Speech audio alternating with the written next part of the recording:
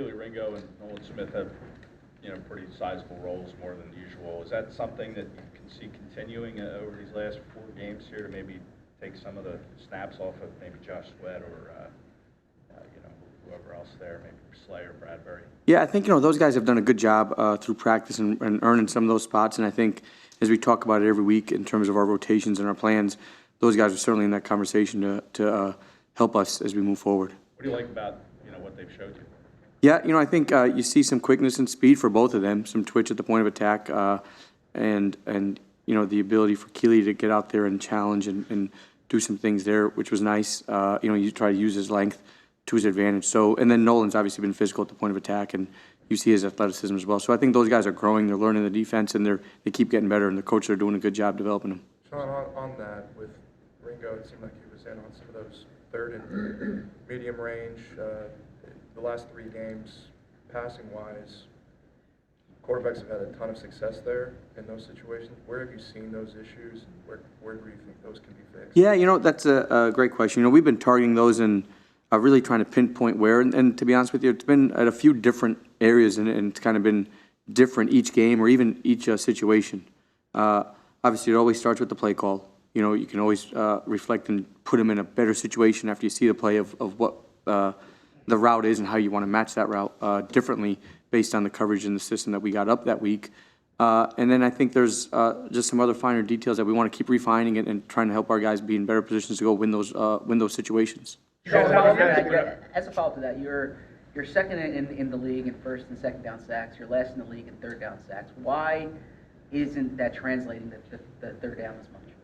That's a good question. I think that's something that we're trying to explore. And I'm again, a big part of it goes to the play call.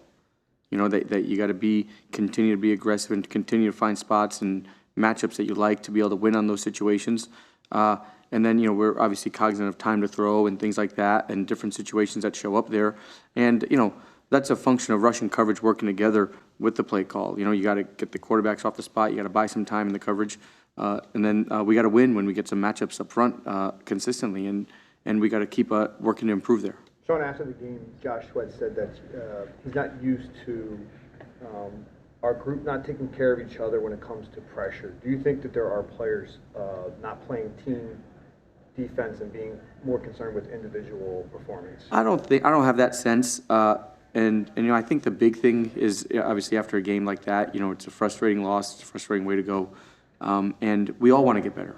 We all want to push to pull together and get better, and we're working our tails off to do that. And the bright spot, I know sometimes it's hard for you guys to see the bright spot, but the bright spot is that we've been there.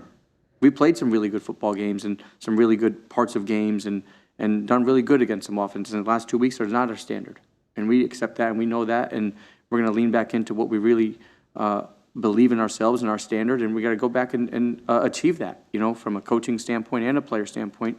And it's going to be all of us working together to do that. And I think we got the guys and the leaders in this building to help us do that. Well, there's a couple members of the secondary that said that things got simplified for that Cowboys game. Can you help explain exactly what was simplified and why that was necessary, especially when you have a lot of veterans in that defensive backfield?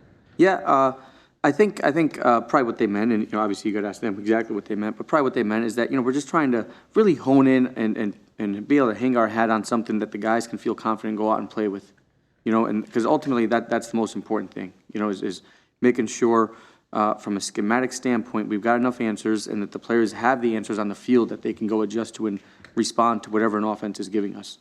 And I think we did a good job of detailing that out last week, and we had some spots that we're really effective at, and obviously some spots that we weren't, that we got to continue to improve upon, but we'll continue to build. You said it starts with the play call. In terms of game planning, how do you vet yourself? Where's Nick Sirianni's role in that?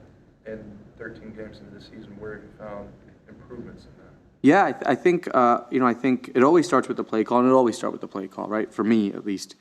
From my vantage point. So I think as we go through the game plan week in the process, we work together as a staff, and obviously Coach has his input on we meet early in the week and how he sees the game going, and how what his expectations are of the defense in terms of who we got to stop, how we got to stop them. But he does a good job of letting us try to figure out how, and then we get together as a staff. We got a lot of smart people on our staff, and we try to compile our ideas and fit what matches our players the best with our scheme, and then we go and call the game that way. And then, obviously, in terms of my process, you practice calling the game all week through different iterations and different methods, and we do that. And then we talk amongst each other. Hey, man, do you guys like this play call in this situation? Do you like this here?